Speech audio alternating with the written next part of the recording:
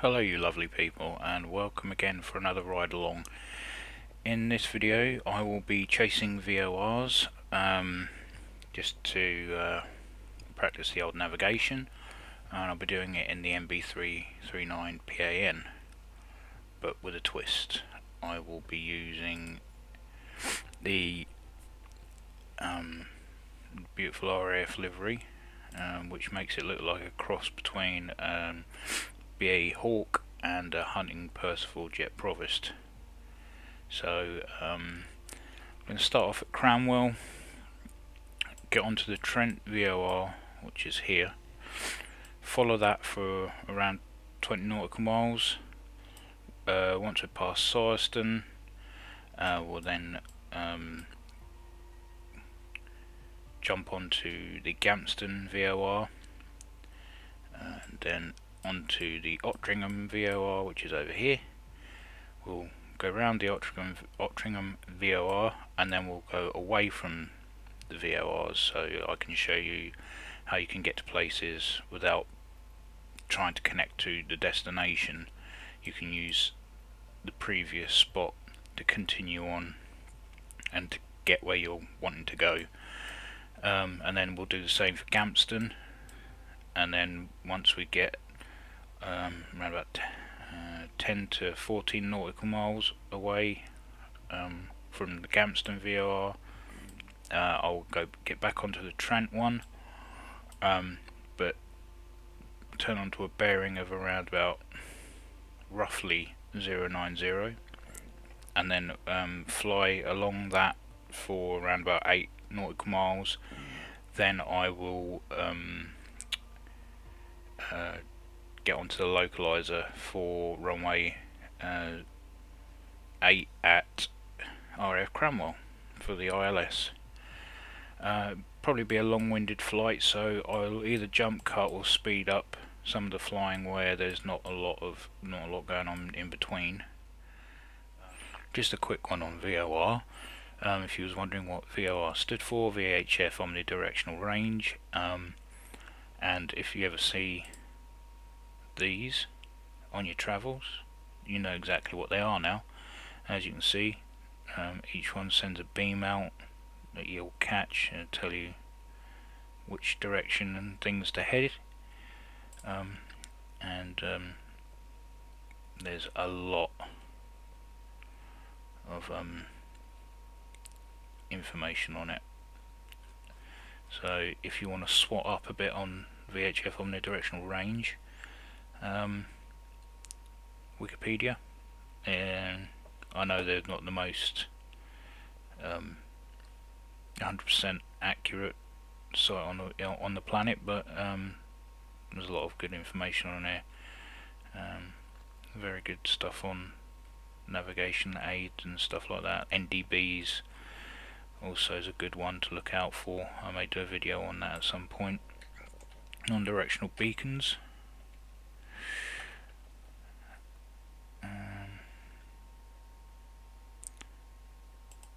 we go. That's what these are on the map. Basically that. Yeah, it's good stuff. Always good to know these bits and pieces. It may seem like it's a difficult subject to learn, but once you've learned it, you wonder what all the fuss is about. Anyway, I would say go and have a read on NDBs and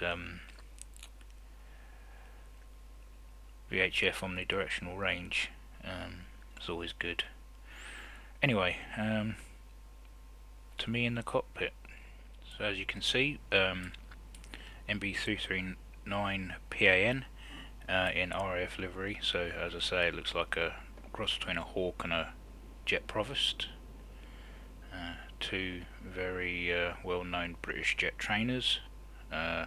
First one mainly Royal Air Force, the second one obviously worldwide, world-renowned British Aerospace Systems Hawk, now onto the T2 variant for the Royal Air Force. And this flight model is absolutely brilliant. It's the IndiaFoxtEcho variant of it. I thoroughly recommend it if you haven't got it already. So yeah, let's jump in the cockpit, get ready to depart. So just basically going to zero out the altimeter.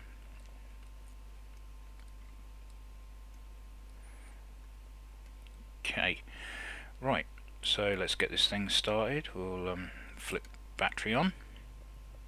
We'll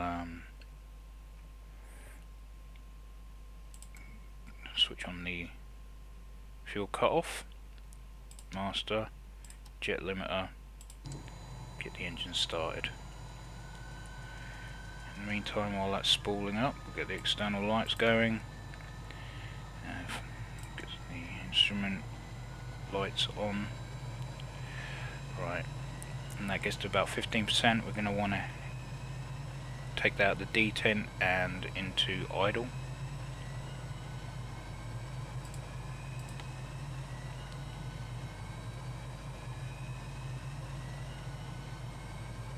There we go. So there we go, we're in the idle position and the engine should come to life. Click on the generator switches and the aileron servos. Obviously here is where you'll plug in your DeskJet printer. Only joking, that's the detachable HUD for when you're wanting to use the attack systems on this. Right, let's get some of these bits on, get the comms on for receiving, transmitting and guard. Taxi lights on, all good across the top here. Get the GPS on, TACAN on transmitting and receiving. ILS is already switched on even though it says power is off. We'll get the anti-ice on, both the engine and the pitot. I think we're good to go apart from the canopy. So we'll get that closed. Change that to VOR. Lock that. Right. So we're going to want to plumb our first, plumbing my first VOR. So we want 115 704 Trent, and it's come to life. And we'll also want to change the course so that we want to head towards the Trent VOR. So we'll twist the course setting until the bar in the middle slides to the middle, so that when we take off and get into this heading, which is around 273, we'll be heading straight towards the VOR. We haven't got to mess around. So that's it for the setup in the cockpit. We'll get going now. Throttle up. Okay, so this is going to be all done manually. None of the autopilot is going to be used. We'll have a ceiling of 10,000 feet. I'm not necessarily going to use all of that, but it's there if I want it.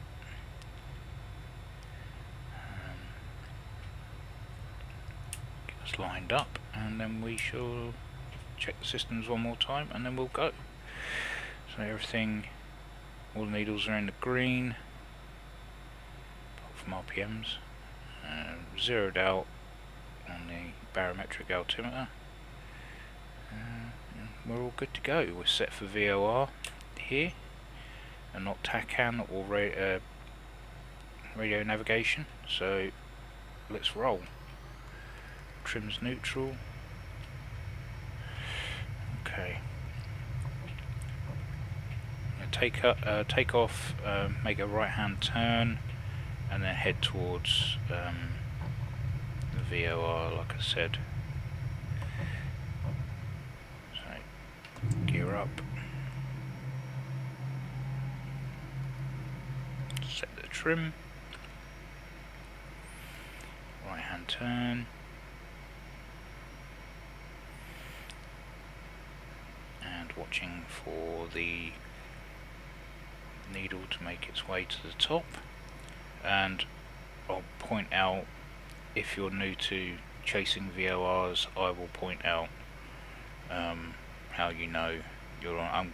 I'm slightly off the beam there for Trent VOR. As you can see, it's moved slightly to the right. So what I'll do is I'll head slightly to the right of the bearing I want to fly towards, and it should slowly correct itself. You'll see it become centralized again. Once it becomes centralized, I will turn to 273. But you'll notice that there we go, we've just become central with the beam there. So we'll head towards that, and you can see we're 39 nautical miles away.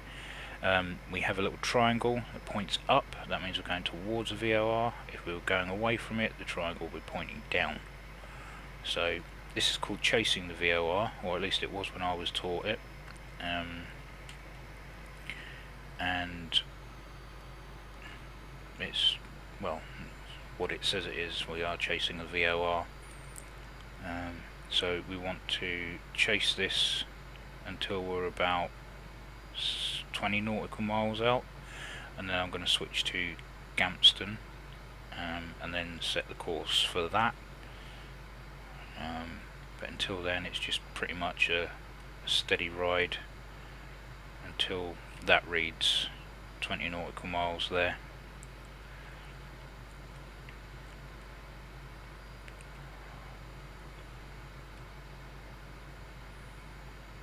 And like I say, if I feel there's going to be moments of silence, I will either speed up the video or jump cut.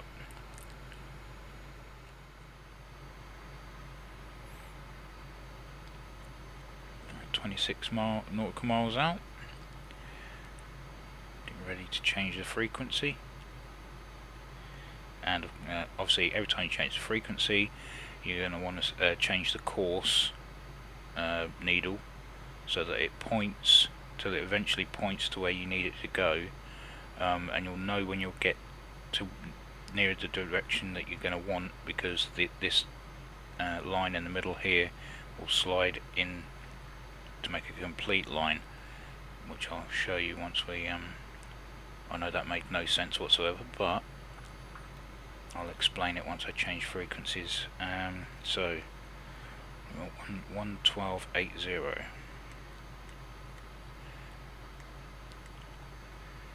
Okay, so you can see now we're out of the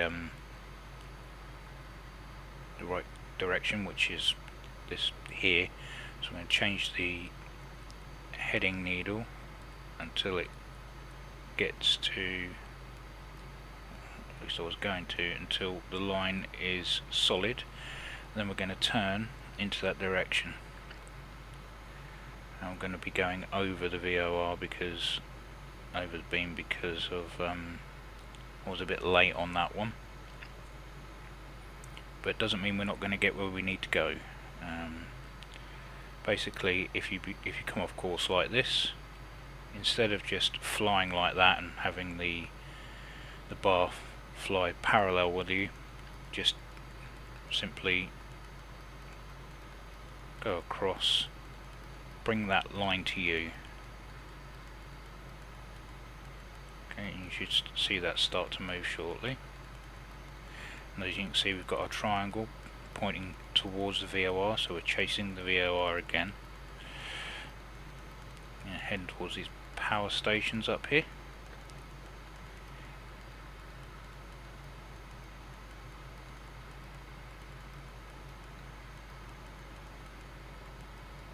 See if we can bring it in a bit quicker.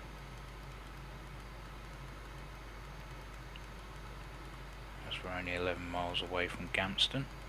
Right, and now it's starting to come into place. So we just follow that bar till we get central.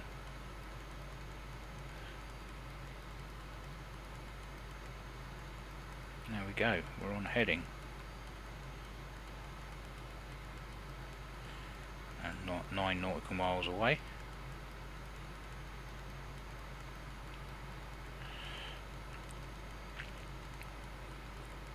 Okay, so we are on the VOR, we are on the beam, and if it was the flight plan, we'd be on the flight plan as well. You can see it's sliding off slightly again. Can't remember if I've put wind shear on here or not. Anyways, 6 nautical miles. Once we get over the top of Gamston, I'll show you quickly going away from the VOR and then flick over to Ottringham, and we'll make our way there, circle round and come back. As we get closer, you'll see the needle will become more and more erratic because obviously the closer the vicinity you are, more concentrated the beam is, and less space for correction.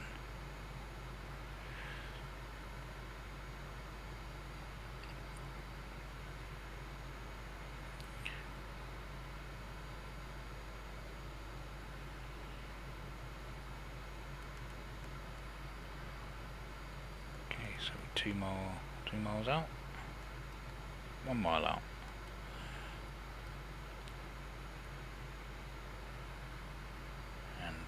Bar will slide out. That means we're coming over the top of it. Okay, there we go. And now we're going away from the VOR. The needle, the triangle is now pointing away. So there you go. That's chasing it and going away. And as I say, you can still get to your destination if you know what you're doing coming away from a VOR as well. So we're going to flick over to Ottringham on 11390. Okay, it's changed again. As you can see, the course there is the one we want to be on. Bloody thing. Okay. And we want to be on 055. So let's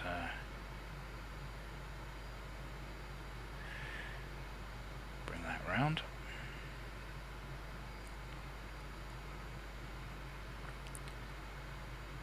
Okay, so 055, and we're on the VOR, heading towards Ottringham, which is just on the other side of the River Humber, not too far away from Donanook, which is a bombing range that we have over here in the UK if you're not from these parts. Doncaster, Sheffield down there. Or was that? Yeah, Doncaster, Sheffield. Old RAF Finningley. RAF Binbrook was around here somewhere many moons ago. An old lightning base, English Electric Lightning, the proper lightning.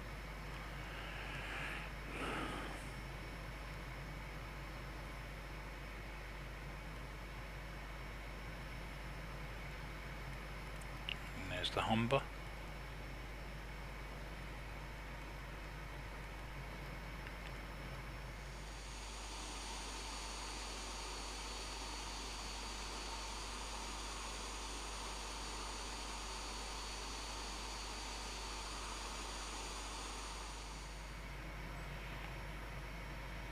Okay, my pylon tanks are now empty. So Ottringham's down there somewhere.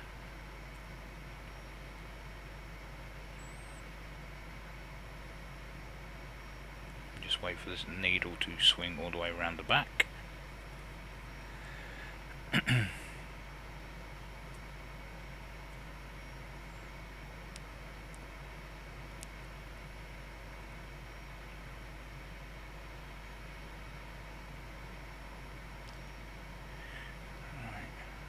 It's now at our 3 o'clock. Start turning in. That must be Ottringham down there somewhere.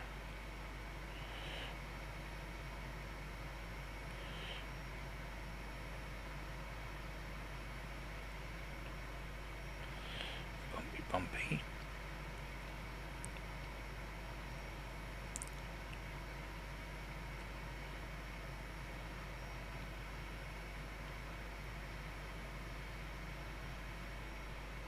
Yeah, Ottringham down there.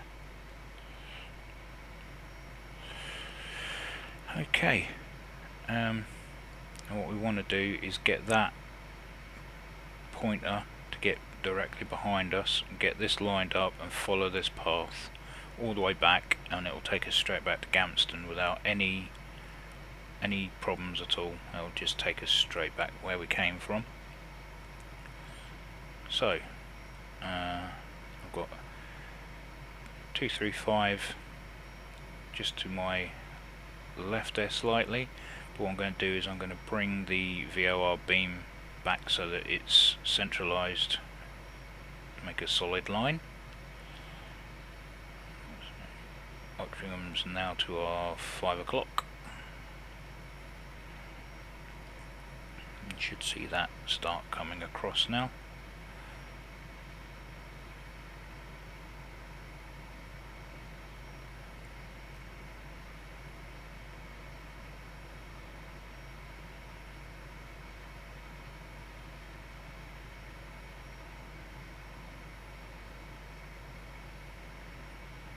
Let's make the correction ourselves then, it's not going to come in.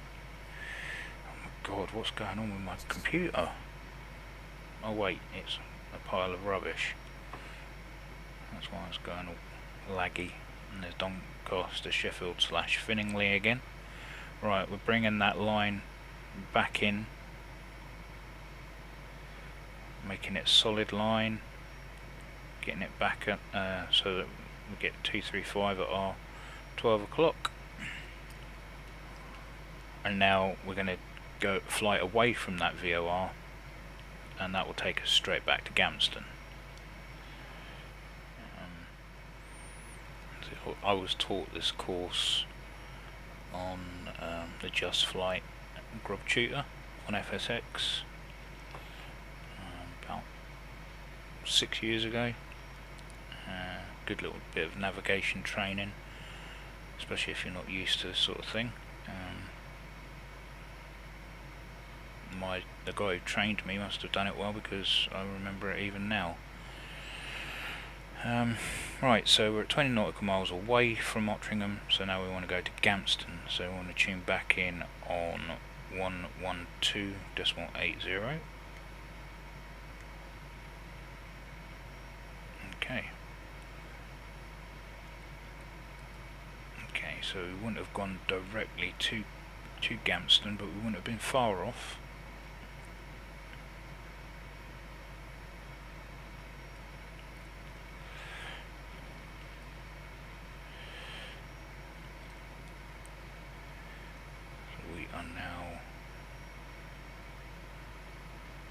Should be heading towards those power. There they go, power stations there.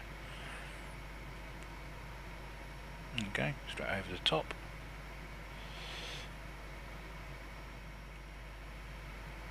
So I'm going to make a slight adjustment shortly. Once I get almost over the top of Ottringham, not Ottringham, sorry, Gamston, I will change my course setting to 180. And then I will again get this line made up in between these two so that it makes a long solid line, and then fly away from the Gamston to around about 10 nautical miles, and then I'll go on to the Trent, and then from there I'll explain. But coming up on the Gamston now, I won't do it just yet because it's a bit early. We need to be over the top, so I'll do it in a second. Don't want to jump the gun. Right, so we're 3 nautical miles out. We'll keep on this heading. Now I'm going to change it so this course needle is now pointing at 180. God's sake, it was so much easier when I had my flight panels. There we go. So what I'm going to do now is keep flying until obviously this line here slides up in between the two. There we go. So it's starting to swing around now. Oh, we're over the top of Otteringham. Gamston, sorry.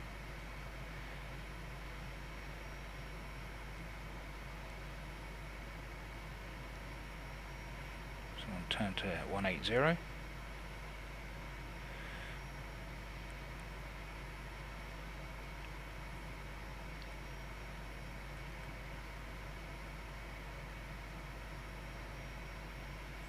Bring it round a bit further so that the needle points back towards Gamston and brings this in line.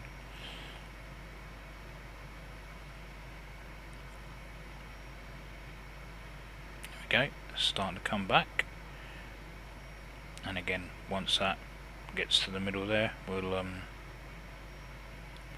slide over to 180.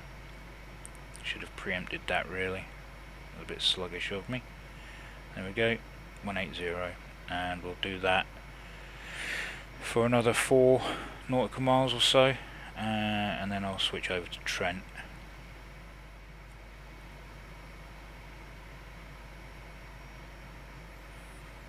Just looking for Syerston, which is just down there. So we're going to want to switch over to Trent on 115.70.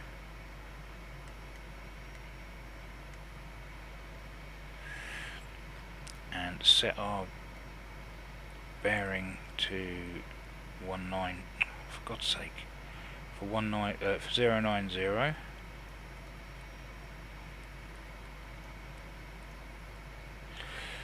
Okay, and then as that's getting a bit closer now, we can start a slow turn to 090. There's Syerston there down to 11 o'clock. Start throttling back a bit.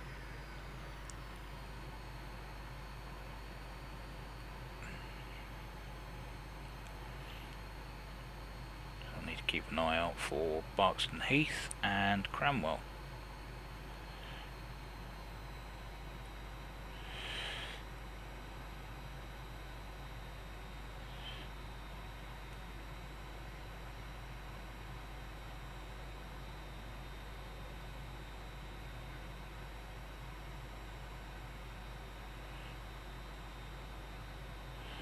I believe that's Barkston Heath down there,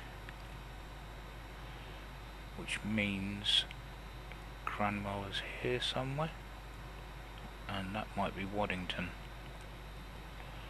Right, okay, so what I'm going to do now is switch over to the ILS on Cranwell. Keep an eye on my altitude really. So 108.50.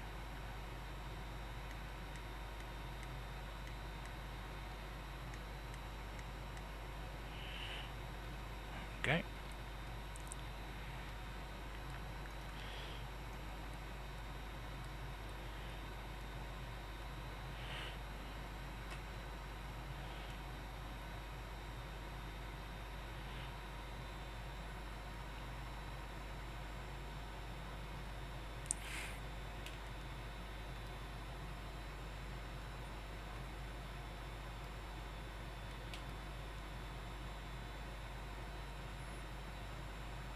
Eight nautical miles away.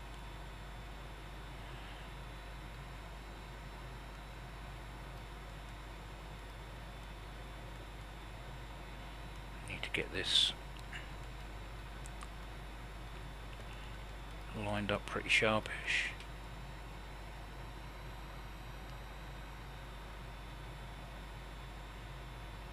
Wait a minute, is that could be, actually that looks like it could be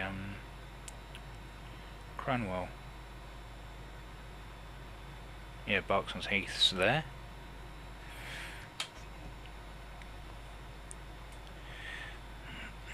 Forgot I was chasing an ILS and not a VOR, which makes it a little bit different because that doesn't act in the same way. It should become centralised now. As I get closer, it does the opposite to what a VOR does.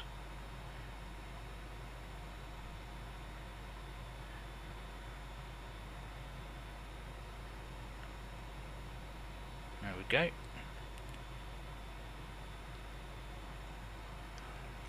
We'll do a run in and brake.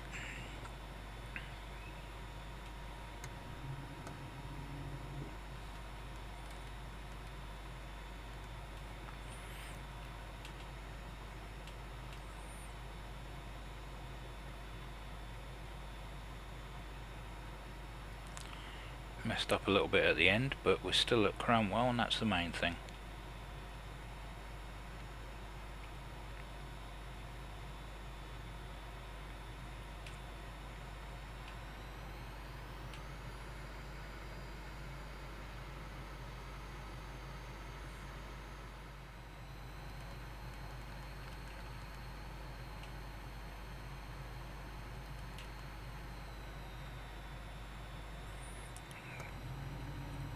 Landing flaps.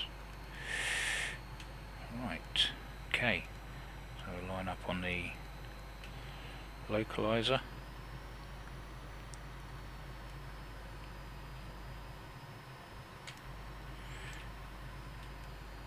Let's bring ourselves in.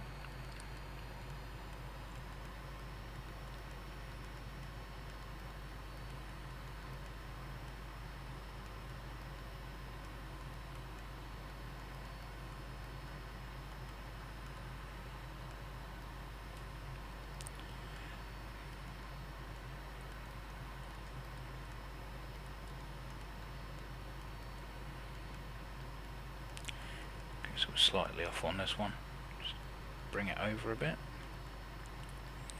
So it's unlike the VOR where you fly into the bar, to get this central on an ILS you have to fly away from the bar, which is that's why I got confused on the way in. So yeah, amateur.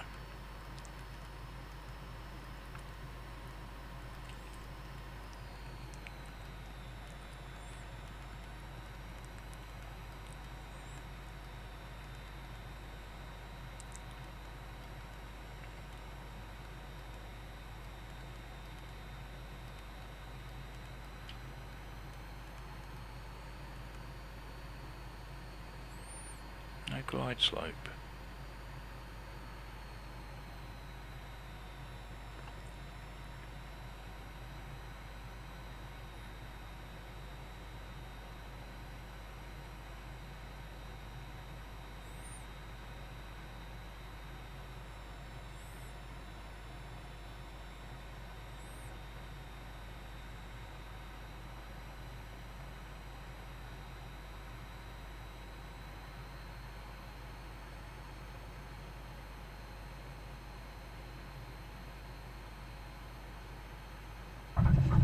Cool, that was a heavy one.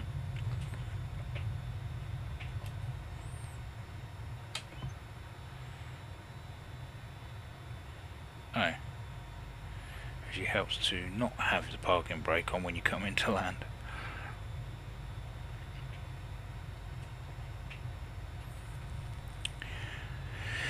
Oh well, there you go. That's chasing the VOR. And flying from the VOR. I hope that's helped anybody who's bothered to stay this long to watch.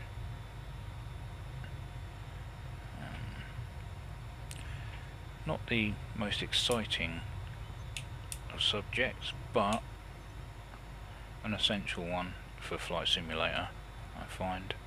Gives you a good idea to know your navigation. Okay, so this car's just going to pull out right in front of me. I take it aircraft traffic doesn't have the right of way here.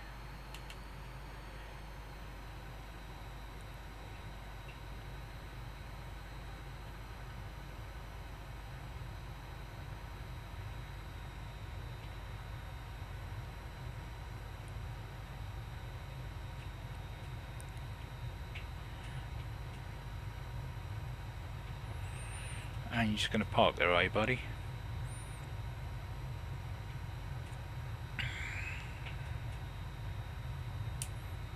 Looks like I'm parking up here then. Right, okay, well, thank you for sticking around if you have. Much appreciated, and I hope that's been of help. I know I'm not the best teacher in the world, I'm no way near a pilot or anything of that kind, but I just thought I'd pass on a bit of knowledge that I have learned, that's been passed on to me by real pilots. So there you go.